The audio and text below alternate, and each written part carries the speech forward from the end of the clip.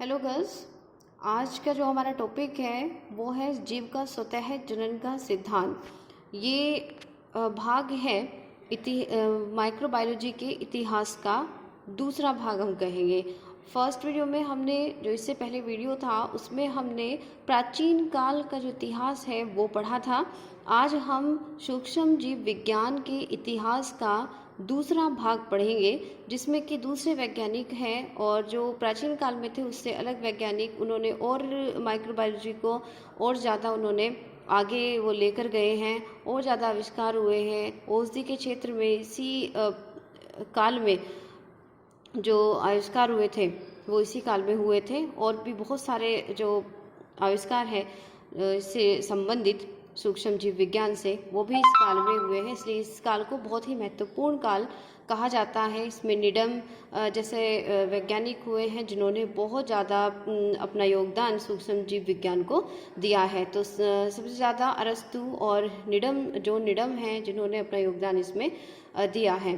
तो जो अरस्तु है उन्होंने कहा है कि जंतु स्वतः ही पृथ्वी, पौधे अथवा अन्य पदार्थों से पैदा हुए हैं, और इस संबंध में वैज्ञानिकों ने आगे चलकर अलग अलग जो विचार हैं वो दिए हैं। और इसी काल में दो वर्गों में बढ़ गए थे वैज्ञानिक, पहले प्राचीन काल वाले दूसरे और इस काल वाले दूसरे। तो एक वर्ग में तो जो निडम आ गए थे और दूसरे जो वर्ग था उसमें आ गए थे बुफोन। तो इनकी मान्यता मतलब अलग अलग है। किसी ने कहा है कि स्वतः ही आए हैं, किसी ने कहा है कि निर्जीव वस्तु से ये पैदा हुए हैं। तो इस तरह से दो मत जो हैं वो माइक्रोबायोलॉजी के इसमें बने थे। तो आगे चल के जो सूक्ष्म जीव विज्ञान है उसमें रोगाणु का भी आविष्कार हुआ और रोगाणु से संबंधित भी अध्ययन हुए।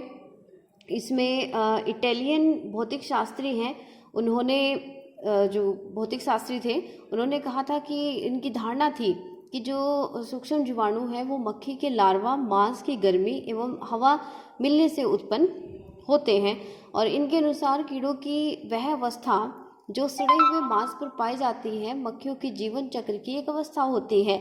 आगे जो इटली के लजारो जॉनी ने सन 1775 में अपने प्रयोग के आधार पर पूर्व प्रचलन सभी भ्रांतियों को दूर कर दिया था। उन्होंने कहा था कि जो मांस है अगर उसको उबाल कर एक बर्तन में सील करके या बताया कि उसमें सूक्ष्म जीव उत्पन्न नहीं होते हैं, तो उन्होंने बार बार बर्तन को गर्म करके यह बताया कि उसमें जंतु उत्पन्न नहीं होते हैं। निडम उनके प्रयोगों से बिल्कुल भी संतुष्ट नहीं हुए, उन्होंने कहा कि ऐसा बिल्कुल नहीं है, और उन्होंने अपने अध्ययनों के आधार पर विचार प्रस्तुत किए। उन्होंने कहा कि सूक्ष्म जीव जो है वो उनका उत्पन्न होना मात्र हवा को बर्तन से बाहर निकाल देना और वायु निरोधक बना देने का ही परिणाम है, और इस प्रयोग को अधिक मान्यता देने का प्रयास फ्रांस सुल्टजे ने सन 1836 में किया। उन्होंने उबले हुए मांस के टुकड़ों पर शुद्ध वायु प्रवाहित कर बताया कि इन टुकड़ों पर सूक्ष्म जीव उत्पन्न नहीं होते।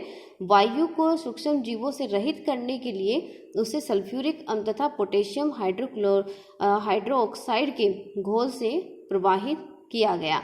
आगे इन्होंने फॉन्डूस थे, उन्होंने कहा कि इन्होंने भी अलग अलग प्रयोग किए। कहा कि रुई के डांट का उपयोग किया जाए ताकि जो वायु है और उसमें फिल्टर ना हो, तो फिर उसे मांस के टुकड़ों पर प्रवाहित किया गया। ऐसा करने पर सूक्ष्म जीवों में स्वतः प्रवर्तित जनन नहीं हो पाया है। स्वतः प्रवर्तित जनन सिद्धांत पर पूशे ने अपनी विस्तृत रिपोर्ट प्रकाशित की, और पास्चर ने 1864 में सिद्ध किया कि सूक्ष्म जीव बिना किन्हीं पूर्व सूक्ष्म जीवों के उत्पन्न नहीं हो सकते हैं। तो स्वतः उत्पत्ति की कथा को अंत करने का श्रेय ब्रिटिश जो भौतिक शास्त्री टिंडल हैं उनको जाता है।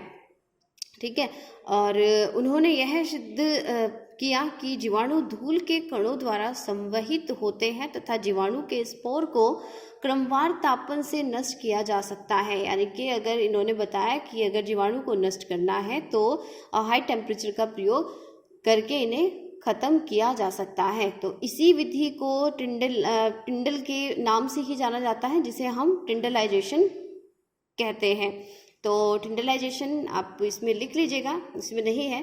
तो टिंडलाइजेशन बोलते हैं, किसके नाम से हुआ है? ये टिंडल एक भौतिक शास्त्री थे, उनके नाम पर ये विधि बनाई गई है।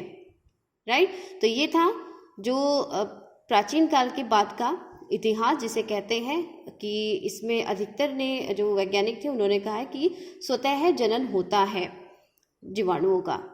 राइट, तो और इसमें मुख्य बात यह है कि दो वर्गों में बट गए थे, एक ने कहा था स्वतः नहीं होता है और एक वर्ग ने कहा था स्वतः जनन होता है।